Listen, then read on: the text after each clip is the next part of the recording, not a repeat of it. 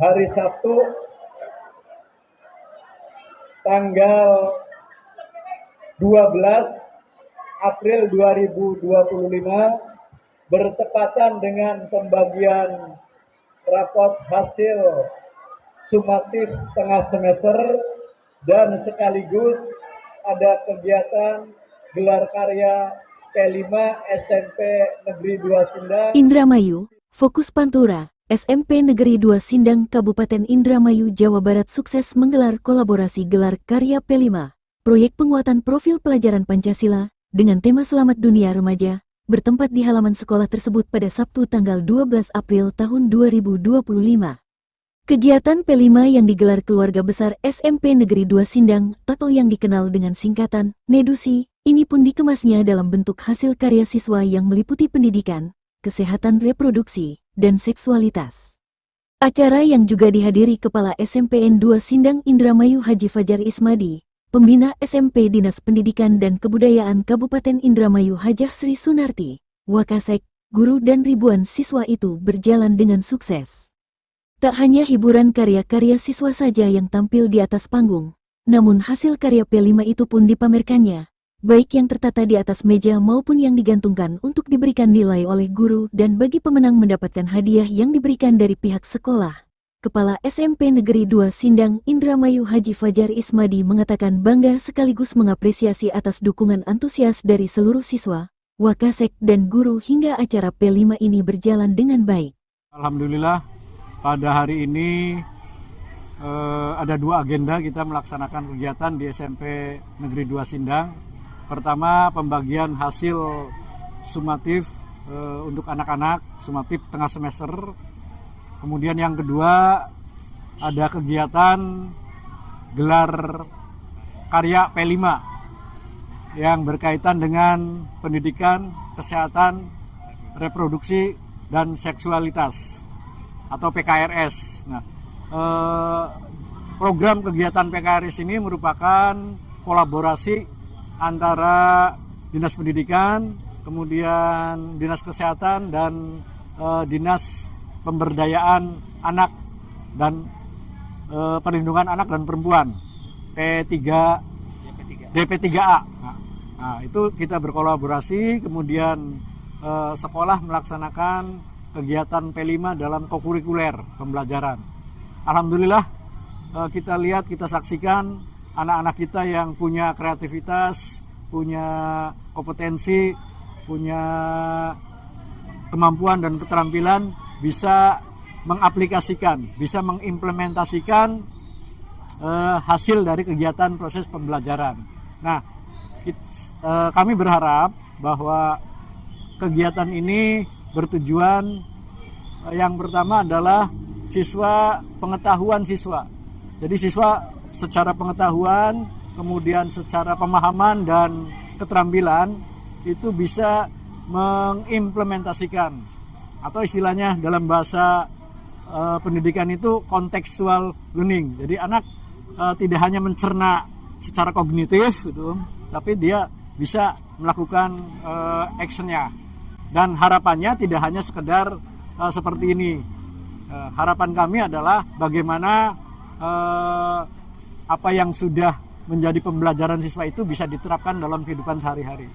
Alhamdulillah sambutan orang tua, sambutan komite, sambutan teman-teman guru yang sangat luar biasa, anak-anak yang hebat ini, kita bisa melaksanakan kegiatan seperti ini. Terima kasih Pak Ruby. Jadi apa yang sudah dipamerkan oleh anak-anak ini adalah hasil dari anak, tapi proses pembelajaran. Ketika pembelajaran P5 yang dilaksanakan setiap hari Jumat dan Sabtu, itu kita melaksanakan P5 dalam 15 kali pertemuan. Nah, dari pembelajaran itu 15 kali pertemuan, tugas-tugas yang diberikan oleh guru, anak-anak mengerjakan. Nah, seperti ini hasilnya dikumpulkan jadi satu hari ini, Pak Robi. Jadi harapan kami tadi seperti yang sudah saya sampaikan, selain anak-anak secara pengetahuan, pemahaman, dan keterampilan bisa merumuskan hasil pembelajaran seperti ini, endingnya adalah bagaimana anak mampu untuk menerapkan dalam kehidupan sehari-hari. Karena tujuannya untuk memberikan pengetahuan keterampilan pada siswa bergaya hidup sehat. Apalagi sekarang itu kan banyak peristiwa-peristiwa yang tidak kita harapkan di sekitar kita di lingkungan pendidikan. Nah, dengan seperti ini siswa diharapkan mampu untuk melakukan hal-hal yang positif. Terima kasih Pak Ruby. Jadi intinya apa yang diberikan oleh guru dan mentor-mentor dari dinas kesehatan dan sebagainya, jadi paradigma pendidikan seks itu bukan tanda kutip ya, artinya pendidikannya secara utuh untuk apa? Untuk bisa menjaga diri. Jadi mengurangi hal-hal yang berimbas negatif dari seperti itu. Kemudian juga di sini ditemukan adanya dialog antara orang tua dengan siswa. Ternyata respon orang tua bagus. Gimana katanya Bu Gina, orang tua tuh jadi menyadari bahwa anak saya itu udah dewasa gitu. Jadi ada hal-hal yang tabu gitu ya, tadinya tidak disampaikan ke orang tua, jadi disampaikan, sehingga inilah sisi positifnya gitu. Sementara Wakasek Kurikulum, Haryadi mengatakan, capaian target dari materi PKRS itu sendiri adalah memberikan pemahaman sedini mungkin kepada pelajar tentang reproduksi dan seksualitas, sehingga diharapkan dapat mengantisipasi penyimpangan seksualitas yang dilakukan pelajar atau remaja. Terima kasih Pak Rogi atas kesempatannya terkait dengan strategi yang saya terapkan pada kegiatan PKRS ini, yaitu tadi sudah disampaikan oleh Pak Robi gimana caranya kegiatan PKRS ini tidak dinyatakan tabu sehingga anak-anak ini memperoleh pengetahuan yang utuh, supaya apa yang tadi disampaikan Pak Haji juga, bahwasanya di Indramayu ini banyak kejadian-kejadian di dunia pendidikan seperti bullying, pelecehan seksual tidak terjadi lagi. Sehingga harapan kami dengan kegiatan PKRS ini, strateginya seperti yang tadi Pak Haji sampaikan, bahwa kegiatan ini yaitu kegiatan kokurikuler, kegiatan yang ada dalam pembelajaran tetapi di luar intrakurikuler. Kegiatan ini dilaksanakan selama 15 minggu. Dalam satu minggunya ada 2 kali pertemuan, di hari Jumat dan di hari Sabtu. Jumlah jamnya sekitar 120 jam. Sehingga materi-materi yang disampaikan oleh mentor-mentor atau fasilitator ini disampaikan secara utuh, ya, sehingga anak-anak ya atau siswa-siswi kita bisa memaparkan, oh iya PKR ini sangat penting buat diri sendiri, buat orang tua dan buat yang lainnya. Sehingga tadi persentase dari kayak model kekerasan seksual, terus bullying bisa dikurangi.